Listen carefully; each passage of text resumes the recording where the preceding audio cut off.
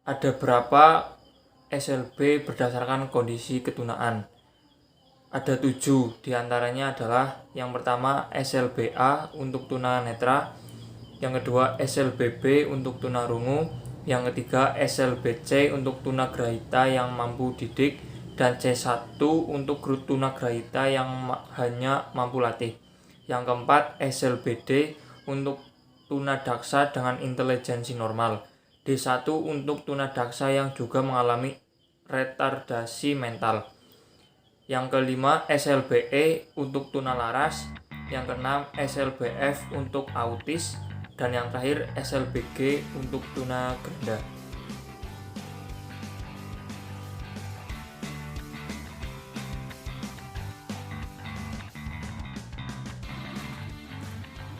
Anak berkebutuhan khusus atau ABK adalah anak-anak yang memiliki keterbatasan fisik, psikis, ataupun akademik. Menurut Peraturan Menteri Negara Pemberdayaan Perempuan dan Perlindungan Anak Republik Indonesia Nomor 10 Tahun 2011 tentang kebijakan penanganan anak berkebutuhan khusus, dijelaskan bahwa anak berkebutuhan khusus adalah anak yang mengalami keterbatasan atau keluarbiasaan, baik fisik, mental, intelektual, sosial maupun emosional yang berpengaruh secara signifikan dalam proses pertumbuhan dan perkembangannya dibandingkan dengan anak-anak lain seusianya. Secara umum, anak berkebutuhan khusus atau yang sering disingkat sebagai ABK adalah suatu kondisi di mana anak memiliki karakteristik khusus yang berbeda dengan anak pada umumnya, yaitu mengalami keterbatasan atau keluarbiasaan baik pada fisik, mental, intelektual, sosial maupun emosional.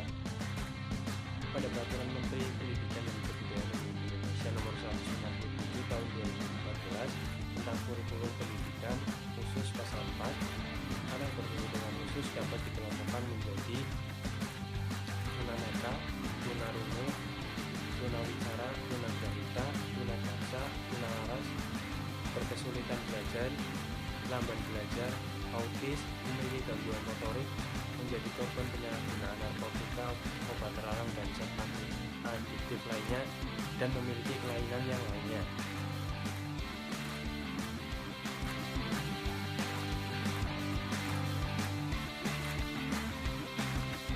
Klasifikasi anak berkebutuhan khusus. Klasifikasi gangguan anak berkebutuhan khusus menurut Davidson, Neil, dan Kring tahun 2006 terdiri dari gangguan pensaatan perhatian atau hiperaktivitas, gangguan tingkah laku, disabilitas belajar, retardasi mental, dan gangguan autistik. Sedangkan Samsul tahun 2010 mengklasifikasikan anak berkebutuhan khusus apabila termasuk dalam salah satu atau lebih dari kategori berikut. A. Kelainan sensori, seperti cacat penglihatan atau pendengaran. B. Deviasi mental, termasuk gifted dan retardasi mental. C. Kelainan komunikasi, termasuk problem bahasa dan ucapan.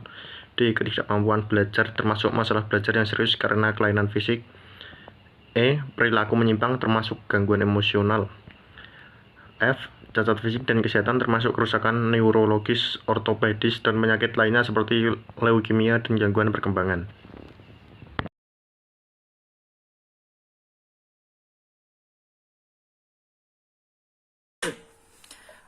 Menurut WHO sendiri, penyebutan anak berkebutuhan khusus itu dibagi menjadi 3, yaitu ada impairment, ada disability, dan juga handicap. Impairment merupakan suatu keadaan di mana seorang individu mengalami kehilangan atau abnormalitas fisiologi, dan juga fungsi organ, di mana dia tidak bisa tidak memiliki organ dengan tingkat kesempurnaan yang tinggi. Contohnya, ada seseorang yang mengalami amputasi satu kaki, maka ia akan mengalami kecacatan kaki. Yang kedua adalah disabilitas, di mana suatu keadaan di mana individu menjadi kurang mampu untuk melakukan suatu hal dalam kegiatan sehari-hari, di mana adanya keadaan impairment seperti kecacatan pada organ tubuh. Contohnya, pada orang yang cacat kaki, dia akan merasakan berkurangnya fungsi kaki untuk mobilitas. Yang ketiga adalah handicap, di mana suatu keadaan di mana individu tidak dapat berinteraksi dengan lingkungannya atau kurang mampu untuk berinteraksi dengan lingkungannya. Contohnya adalah jika seseorang tersebut telah melakukan amputasi kaki sehingga hanya memiliki satu kaki, dia akan kesulitan dalam mobilitasnya sehingga harus menggunakan kursi roda. Seperti itu.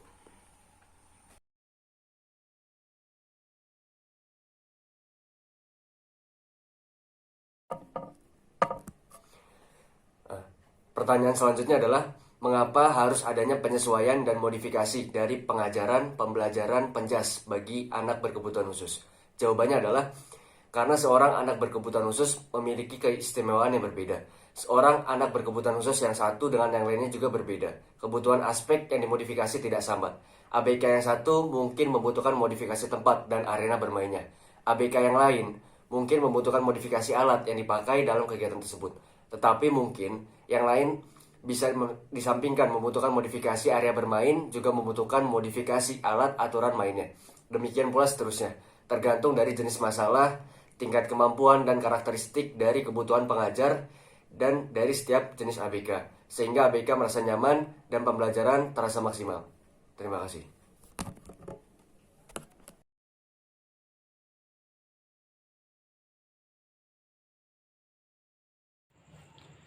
Assalamualaikum warahmatullahi wabarakatuh. Perkenalkan, saya Arif Fandi Ahmad dan saya akan menjawab pertanyaan, yaitu dalam paradigma pendidikan anak berkebutuhan khusus, mengapa keberagaman itu sangat dihargai?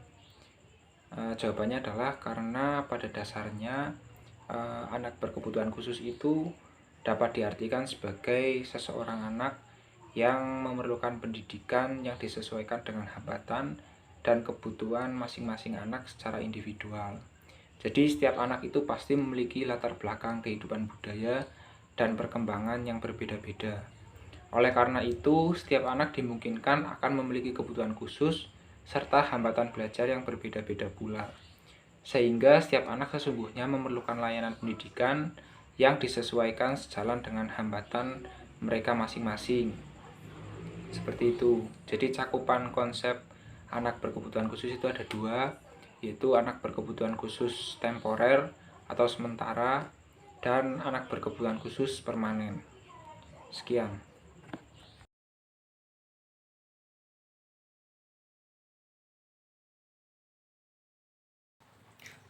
Salah satunya adalah anak yang mengalami gangguan emosi karena trauma akibat diperkosa, sehingga anak ini tidak dapat belajar. Anak seperti ini memerlukan layanan pendidikan kebutuhan khusus, yaitu pendidikan yang disesuaikan dengan hambatan yang dialaminya.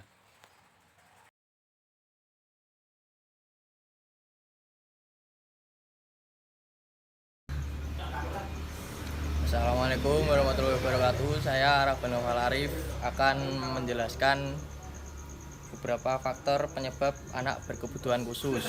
Langsung saja. Terdapat 3 faktor yang dapat diidentifikasi tentang sebab musabab timbulnya kebutuhan khusus pada seorang anak, yaitu 1. Faktor internal, 2. Faktor eksternal dari lingkungan, dan 3. Kombinasi dari faktor internal dan eksternal. A. Faktor internal merupakan kondisi yang dimiliki oleh anak yang bersangkutan. Sebagai contoh, seorang anak memiliki kebutuhan khusus dalam belajar karena ia tidak bisa melihat, tidak bisa mendengar, atau tidak mengalami kesulitan untuk bergerak. Keadaan seperti itu berada pada diri anak yang bersangkutan secara internal. Dengan kata lain, hambatan yang dialami berada di dalam diri anak yang bersangkutan. Kedua, faktor eksternal adalah sesuatu yang berada di luar diri anak mengakibatkan anak menjadi memiliki hambatan perkembangan dan hambatan belajar, sehingga mereka memiliki kebutuhan layanan khusus dalam pendidikan. Sebagai contoh, seorang anak yang mengalami kekerasan dalam rumah tangga dalam jangka waktu panjang mengakibatkan anak tersebut kehilangan konsentrasi dalam belajar, menarik diri, dan ketakutan. Akibatnya anak tersebut tidak dapat berkembang dengan baik. Kemudian, faktor ditinjau dari waktu terjadinya gangguan. 1. Faktor penyebab anak berkebutuhan khusus yang terjadi pada prakelahiran atau sebelum kelahiran, yaitu masa anak masih berada dalam kandungan telah diketahui mengalami kelainan dan ketunaan. Kelainan yang terjadi pada masa prenatal berdasarkan periodiasnya dapat terjadi pada periode embrio, periode janin muda, dan periode aktini. Antara lain gangguan genetika, kelainan kromosom, transformasi, infeksi kehamilan, usia ibu hamil. Kedua, faktor penyebab anak berkebutuhan khusus yang terjadi selama proses kelahiran. Yang dimaksud di sini adalah anak mengalami kelainan pada saat proses melahirkan. Ada beberapa sebab kelainan saat anak dilahirkan. Antara lain anak lahir sebelum waktunya atau prematur, lahir dengan bantuan alat, posisi bayi tidak normal, analgesik atau penghilang nyeri, dan anestesia atau keadaan narkosis. Kelainan ganda atau karena kesehatan bayi yang kurang baik. Proses kelahiran lama, anoksia, prematur, kekurangan oksigen, kelahiran dengan alat bantu atau vakum. Yang terakhir, faktor penyebab anak berkebutuhan khusus yang terjadi setelah proses kelahiran, yaitu masa di mana kelainan itu terjadi setelah bayi dilahirkan atau saat anak dalam masa perkembangan. Ada beberapa sebab kelainan setelah anak dilahirkan, antara lain infeksi bakteri, TBC atau virus, kekurangan zat makanan, gizi atau nutrisi, kecelakaan, dan keracunan. Itu saja yang dapat saya sampaikan, semoga bermanfaat. Wassalamualaikum. Antara lain anak lahir sebelum waktunya atau prematur, lahir dengan bantuan alat, posisi bayi tidak normal, analgesik atau penghilang nyeri, dan anestesia atau keadaan narkosis. Kelainan ganda atau karena kesehatan bayi yang kurang baik. Proses kelahiran lama, anoksia, prematur, kekurangan oksigen, kelahiran dengan alat bantu atau vakum. Yang terakhir, faktor penyebab anak berkebutuhan khusus yang terjadi setelah proses kelahiran, yaitu masa di mana kelainan itu terjadi setelah bayi dilahirkan atau saat anak dalam masa perkembangan. Ada beberapa sebab kelainan setelah anak dilahirkan, antara lain infeksi bakteri, TBC atau virus, kekurangan zat makanan, gizi atau nutrisi, kecelakaan, dan keracunan. Itu saja yang dapat saya sampaikan, semoga bermanfaat. Wassalamualaikum. Terima kasih telah menonton video ini. Saya ucapkan mohon maaf jika ada salah-salah kata dan juga informasi yang kurang jelas. Terima kasih. Wassalamualaikum warahmatullahi wabarakatuh.